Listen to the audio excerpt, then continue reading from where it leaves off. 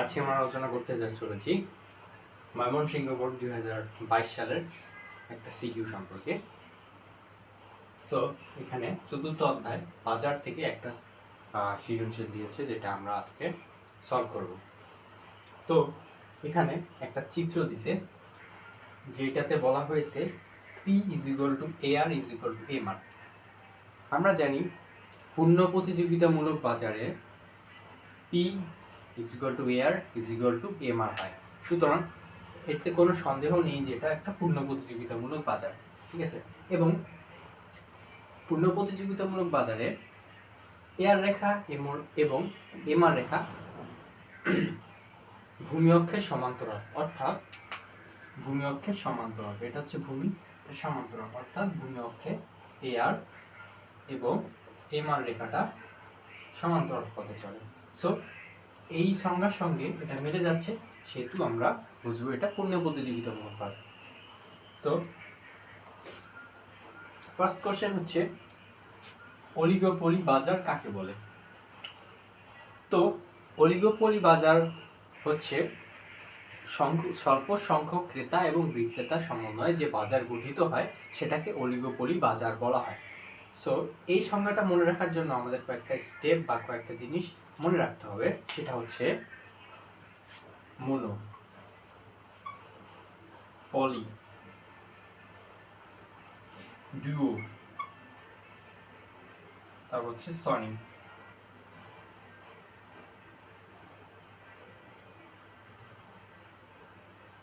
এবং অলিগো, ঠিক আছে। তো মোনো মানে এক, পলি মানে বিক্রেতা, ডুও মানে দুই, সনি মানে ক্রেতা, অলিগো মানে মুষ্টিমেয়।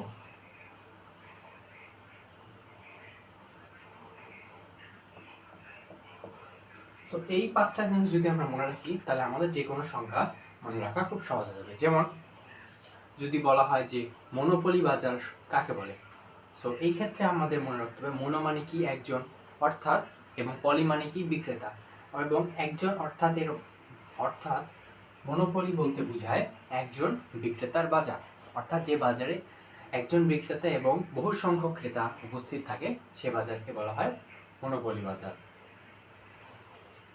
যদি বলে ডুওপলি বাজার কাকে বলে, তাহলে আমরা বলতে পারবো ডুও মানে দুই, পলি মানে বিক্রেতা। যে বাজারে দুইজন বিক্রেতা রয়েছে এবং অসংখ্য ক্রেতা রয়েছে তাকে ডুওপলি বাজার বলে। তো এইভাবে কোশ্চেন করছে এখানে অলিগোপলি বাজার কাকে বলে। আমরা জানি অলিগো শব্দের অর্থ কি? মুষ্টিমেয়, অর্থাৎ অলিগো পলি বলছে লাস্টে, ঠিক আছে। অলিগো মানে মুষ্টিমেয়, পলি মানে হচ্ছে বিক্রেতা, অর্থাৎ মুষ্টিমেয় বিক্রেতা যে বাজারে উপস্থিত সে বাজারকে বলে অলিগোপলি বাজার, ঠিক আছে। ওকে, সো ক নাম্বার অ্যান্সার কমপ্লিট, ঠিক আছে। ওকে, খ নাম্বারে বলছে একচেটিয়া বাজারে ফার্ম এবং শিল্প একই ব্যাখ্যা করো।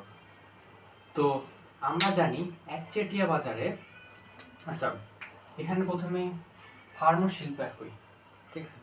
আমরা জানি কয়েকটা ফার্মের সমন্বয়ে গঠিত হয় শিল্প, এবং একচেটিয়া বাজারে যেমন একজন মাত্র শুধু বিক্রেতা থাকে, সেই জন্যে এখানে একটাই মাত্র ফার্ম থাকে এবং শিল্পও একটা থাকে। তো এই ক্ষেত্রে একচেটিয়া বাজারে ফার্ম এবং শিল্প অভিন্ন হয়, ঠিক আছে। সো এটাও হয়ে গেল। এখন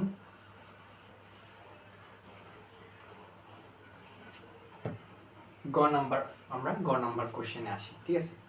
যে চিত্র হতে মুনাফা অথবা ক্ষতির পরিমাণ নির্ণয় করো। তো এখানে আমাদের বের করতে হবে মুনাফা অথবা ক্ষতির পরিমাণ। সো পূর্ণ প্রতিযোগিতামূলক বাজারে মুনাফাও যেমন হইতে পারে, সেই ক্ষেত্রে ক্ষতির পরিমাণও হইতে পারে, অর্থাৎ ক্ষতিও হইতে পারে। সো আমাদের নির্ণয় করতে হবে মুনাফার অথবা ক্ষতির পরিমাণ। তো এই জন্য আমাদের একটা সূত্র আছে, ঠিক আছে। সূত্রটা কি? সূত্রটা হচ্ছে TR - TC, ঠিক আছে। মুনাফার পরিমাণ is equal to TR minus TC, delta is equal to TR minus TC. অর্থাৎ টিআর দ্বারা কি বোঝায়? টিআর হচ্ছে টোটাল রেভিনিউ, টিসি মানে কি বোঝায়? Total cost. ঠিক আছে, আমি একদম ধরে ধরে ব্যাখ্যা আকারে বোঝাচ্ছি যাতে তোমাদের কোনো অসুবিধা না হয়।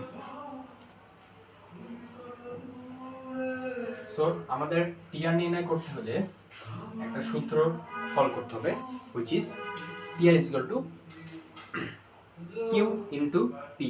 ঠিক আছে, কিউ ইনটু পি, অথবা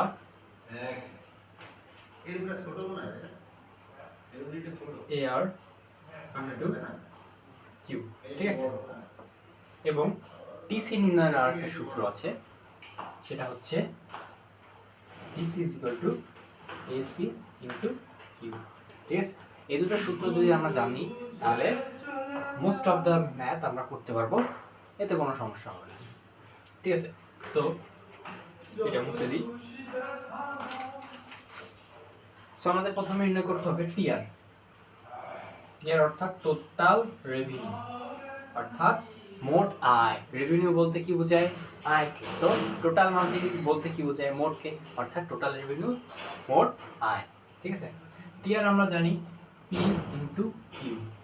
ঠিক আছে, তো আমাদের চিত্রতেই কিন্তু সবগুলার ক্লু দেওয়া আছে, এখান থেকে আমাদের বের করতে হবে। ঠিক আছে, আমরা জানি এখানে দেওয়া আছে P is equal two AR is equal two MR. ঠিক আছে, তো পি যেটা এআরও সেইটা, এমআরও সেইটা, অর্থাৎ পি যদি 10 হয় এমআরও তত হবে এবং এআরও ততই হবে। এখানে পি এর মান দেওয়া আছে 20, তো আমাদের পি এর মান আসবে 20 এবং কিউ এর মান কত? এই দেখো, এই রেখা অনুযায়ী 20 হচ্ছে পি এর মান এবং কিউ এর মান কত? এটা হচ্ছে কিউ, কিউ এর মান হচ্ছে 10। তো আমাদের 20 গুণন 10 কত হবে? 200। 200 হচ্ছে আমাদের টিআর, অর্থাৎ মোট আয়, টোটাল রেভিনিউ। এখন আমাদের বের করতে হবে টিসি। আমরা জানি TC is equal to AC into Q. ঠিক আছে, এটা মুখস্থ রাখতে হবে আমাদের, টিসি নির্ণয় এবং টিআর নির্ণয় সূত্র এবং লাভ নির্ণয়, লাভ বা ক্ষতি নির্ণয় সূত্রটা। ঠিক আছে, তো আমরা এসি এবং কিউ আমাদের চিত্র থেকে খুঁজে বের করতে হবে। আমরা এসি কোথায় আছে? এই দেখো এসি। তো দেখো এসিটা কোন বিন্দুতে ছেদ করছে? এম বিন্দুতে, এবং এম বিন্দুর মান কত দেওয়া আছে? সেটা হচ্ছে 25 দেওয়া আছে। তো এসি ইজ ইকুয়াল টু 25 গুণন কিউ।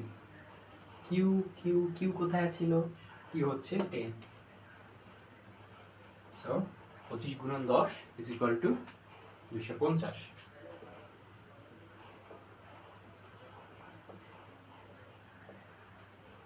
তো বর্তমানে আমাদের এখন যা করতে হবে সেটা হচ্ছে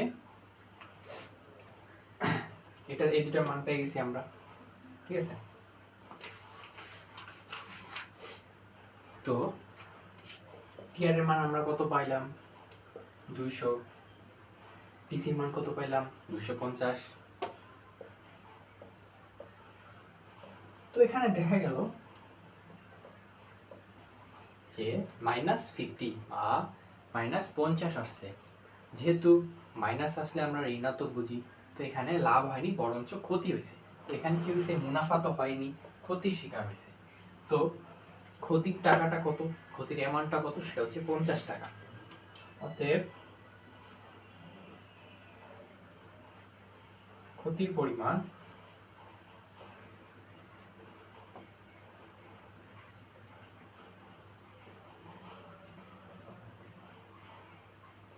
50 টাকা। That's will be the answer. ঠিক আছে, এটা হচ্ছে অ্যান্সার। আশা করি তোমরা বুঝতে পেরেছো গ নাম্বারটা। সো এর সাথে আমাদের গ নাম্বার শেষ।